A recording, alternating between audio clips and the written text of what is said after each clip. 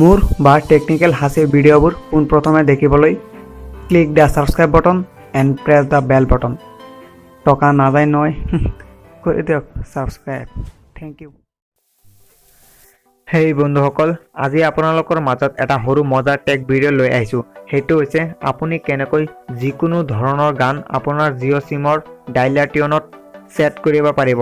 কিছুমান গান আছে তাত ক্লিক কৰিলে মই স্ক্ৰীনত যেনেকৈ দেখুৱাইছোঁ তেনেকৈ এইবোৰত ক্লিক কৰিলে নট এভেইলেবল বুলি দেখায়।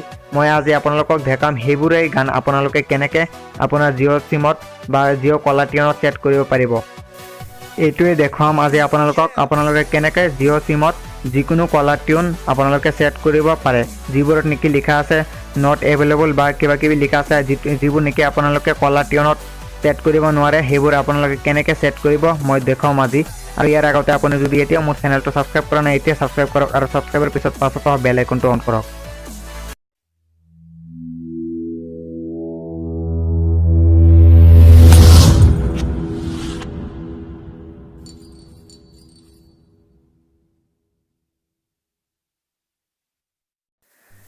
এতিয়া মই পোনপ্ৰথমে জিঅ' মিউজিকত গৈ আছোঁ। ইয়াৰ চাওক জিঅ' মিউজিক, এইটোৱে হৈছে জিঅ' মিউজিক। আগতে মই স্ক্ৰীনত যেনেকৈ দেখুৱাইছোঁ তেনেকৈ আছিল। এইটো ছফ্টৱেৰ আপডেট দিয়াৰ পিছত এইটো আহি গ'ল। মই এটা গান ইয়াত ওলাই থৈছোঁ, চাওক লিখা আছে এটা গান মে তেৰা বয়ফ্ৰেণ্ড। এইটো যদি দিওঁ জিঅ' টিউনত দিলে এইটো ছেট হৈ যাব। চাওক ইয়াত লিখা আছে ছেট জিঅ' টিউন, ইয়াত চাওক ক্লিক কৰিছোঁ, চাওক হৈ গ'ল ৰিংটং গ্ৰেটনেছ হৈ গ'ল। ইয়াৰ Jio' tune has been set for, এইটো মানে আপোনাৰ ছেট হৈ গ'ল। চাওক ওপৰত SMS আহি গৈছে, ইয়াৰ চাওক SMS মানে এইটো ছেট হৈ গ'ল দেখাইছে। ডিয়াৰ কাষ্টমাৰ এজ পাৰ ইয়ৰ মানে দেখুৱাই দিছে এইটো আপোনাৰ ছেট হৈ গ'ল। কিন্তু মই জিঅ' মিউজিকত গৈ এটা গান ওলাম, চাব যিটো গান নেকি ছেট নহ'ব। ইয়াত মই গৈছোঁ, এতিয়া মই চাৰ্চ বটনত ক্লিক কৰি ইয়াত এটা গান চাৰ্চ কৰিম। শ্বাহৰুখ খানৰ চিনেমাৰ গান, চাওক তুজে, চাওক প্ৰথমতে আহি গ'ল তুজে দেখা তো, এইটো গান মই চাৰ্চ কৰিছোঁ। চাওক এইটো গান মই এতিয়া অ'পেন কৰিম। চাওক মই চাউণ্ডটো দিয়া নাই, কপিৰাইট আহি যাব পাৰে। ইয়াত চাওক লিখা আছে জিঅ' টিউন আনএভেইলেবল। ইয়াত মানে আপোনালোকে ক্লিক কৰিলে চাব কি লিখা আহে লগে লগে। চাওক Jio' tune is not available for this song, মানে এইটো গান আপোনাৰ জিঅ' টিউনত ডাইলাৰ টিউনত এভেইলেবল দেখুওৱা নাই, আনএবল বুলি কৈছে। গতিকে মই দেখাম আপুনি কেনেকৈ এই গানটো আপোনাৰ ডাইলাৰ বা কলাৰ টিউনত কেনেকৈ আপোনালোকে ছেট কৰিব। তাৰ কাৰণে পোনপ্ৰথমতে আপুনি আপোনাৰ মেছেজত যাব, SMS-ত। মই SMS-ত ক্লিক কৰিছোঁ, ইয়াত SMS দিম। ইয়াত চাওক প্লাছ বটন যিটো লিখা আছে ইয়াত প্লাছ বটনত ক্লিক কৰিব। ইয়াত লিখা আছে 2, মানে আপুনি ক'ত দিব। মই দিম 5 6 7 8 9। আপুনিও এই 5টা সংখ্যা আপোনাৰ ইয়াত দিব।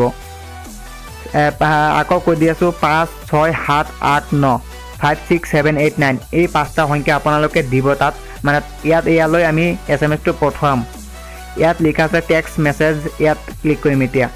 এতিয়া আপোনালোকে যিটো গান ছেট কৰিব এই গানটো লিখিব, কিন্তু এটা কথা ভালকৈ মন দিব, ইয়াত আপোনালোকে যিটো গান লিখে কেপিটেল লেটাৰত লিখিব লাগিব। মই এতিয়া চাইছোঁ, চাওক এই গানটো দিম।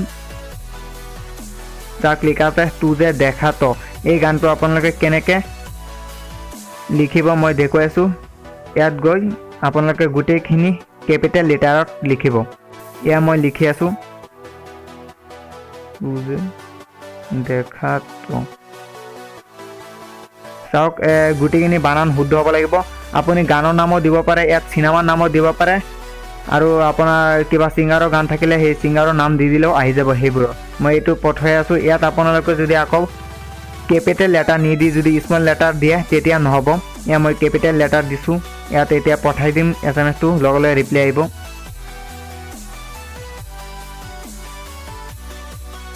ইয়াত চাওক লগে লগে এটা SMS আহিছে তুজে দেখা তো। 1 নম্বৰ যিটো অপশ্যন আছে গানটো আহি গ'ল। ইয়াত মই 1-ত ক্লিক কৰিম।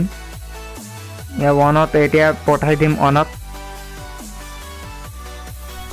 ইয়াত চাওক আৰু এটা লগে লগে SMS আহিছে যে ইয়াত ছিলেক্ট কৰিব দিছে আপুনি যিটো গান দিব সবেই শুনিব পাৰিব নেকি বা অল কলত দিব নেকি, যিয়ে আপোনাৰ তাত কল কৰে সেই তাতেই বাজিব নেকি। মই সেইটোৱে দিম, 1 দি পঠাই আছোঁ। এতিয়া 1 দিছোঁ।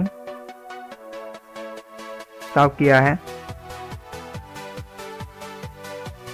এতিয়া চাওক আহিছে y বুলি ইয়াত কেপিটেল লেটাৰত y দিব লাগিব মই কেপিটেল লেটাৰ্ছত y দি আছো ইয়াত সেন্ড কৰি দিছো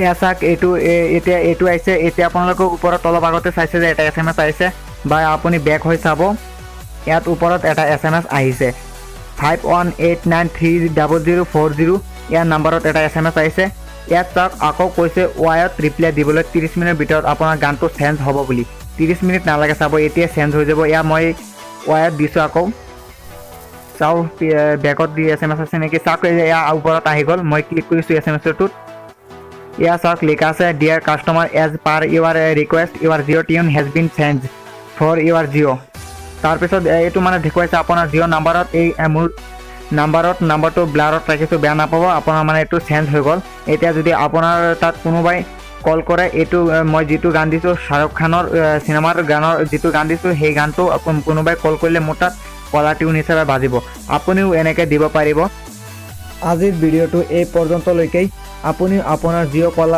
কলাৰ টিউনত এনেকৈ ছেভ কৰিব পাৰিব SMS-ৰ জৰিয়তে আৰু আপোনাৰ যদি জিঅ' মিউজিক নাথাকে তেনেহ'লে প্লে ষ্ট'ৰত গৈ জিঅ' মিউজিক বুলি সাৰ্চ কৰিব তাত আহি যাব অথবা মোৰ চেনেলৰ ডেছক্ৰিপশ্যনত দিয়া আছে লিংকটো আপুনি তাৰ পৰা ডাউনলোড কৰিব পাৰিব আৰু আপুনি যদি ভাবি আছে ইউটিউব চেনেল খুলিব বুলি তেনেহ'লে মোৰ আগতে এটা ভিডিঅ' আপলোড কৰা হৈছে ওপৰৰ কাৰ্ডত ক্লিক কৰি অথবা মোৰ চেনেলৰ ডেছক্ৰিপশ্যনত গৈ অথবা মোৰ চেনেলৰ হোম পেজত গৈ চাব পাৰে আৰু আপুনি যদি ভাবি আছে কাৰোবাৰ ফেচবুকৰ একাউণ্ট বা ইনষ্টাগ্ৰাম বা যিকোনো একাউণ্ট এটাৰ পাছৱৰ্ড বা হেক কৰিব বুলি বা পাছৱৰ্ড কেনেকৈ জানিব পাৰে তাৰ কাৰণে মই প্ৰথমতে এটা ভিডিঅ' আপলোড কৰিছোঁ সেইটো চাব পাৰে মোৰ চেনেলত গৈ বা ওপৰৰ কাৰ্ডত অথবা ডেছক্ৰিপশ্যনত গৈ চাব পাৰে আৰু একেবাৰে এটা মষ্ট ইম্পৰ্টেণ্ট কথা কৈ দিওঁ চাওক এই গানটো জিঅ' টিউন আনেবল বুলি লিখা আছে এই গানটো চাওক আজি 2018 চনৰ 9 ডিচেম্বৰ তাৰিখে বনাইছোঁ ভিডিঅ'টো কিন্তু এইটো 1 মাহ বা 2 মাহ বা 1 বছৰ বা 6 মাহ বা 1 সপ্তাহ পিছত এইটো ইয়াৰ পৰা